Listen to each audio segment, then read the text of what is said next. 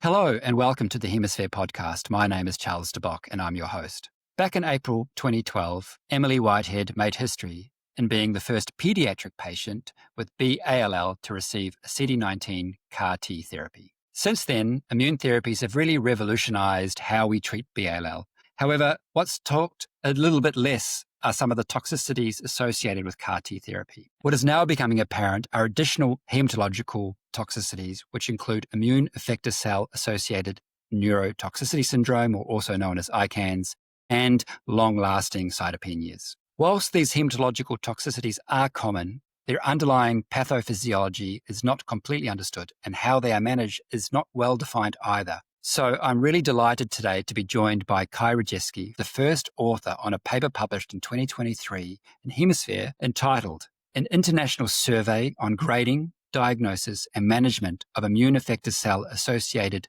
Hematotoxicity Following CAR-T Therapy on behalf of the EBMT and EHA. And the reason we're talking about this paper today was that it was awarded the HemaSphere Most Cited Clinical Article at this year's EHA Congress in Milan. So first of all, Kai, welcome and congratulations. Thank you so much. It was really an honor to receive the award, also on behalf of all the co-authors that were involved in this project. So for this paper, you carried out this multi-center international survey across 72 centers in 18 countries, of which Australia was one, which was kind of nice to see on the list there. And I know that these are never easy to undertake. And so can you share some of the logistical challenges in coordinating the responses and consolidating those into a diverse, or all those diverse opinions on grading and management into some sort of coherent data analysis? So as you mentioned, more than 72 centers participated, in 18 countries and actually 4 continents. And so we're actually very proud of this fact and hope that this increases the scope and the robustness of these results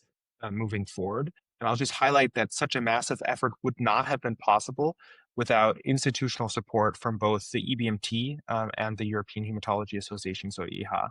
And I think that that's really something to highlight. These types of efforts, you can try to embark on them by yourself, but there's a lot of logistical aspects behind this. And so we had sort of the network in place to, once we have a good question database, to really reach out to stakeholders across different countries, to reach out to those centers and to get those responses that we needed to really drive this forward. I'll also just highlight that from the get-go, this was an effort under the planned goal of developing sort of a consensus framework. So this questionnaire really was the basis for then thinking about how can we grade this side effect? Do we need to sort of give it a name, provide a grading, provide treatment recommendations? And so from the get-go, we really were anticipating that there's some degree of heterogeneity. And this heterogeneity is actually strength in this type of analysis, because you can glean from it, just variance in management practices.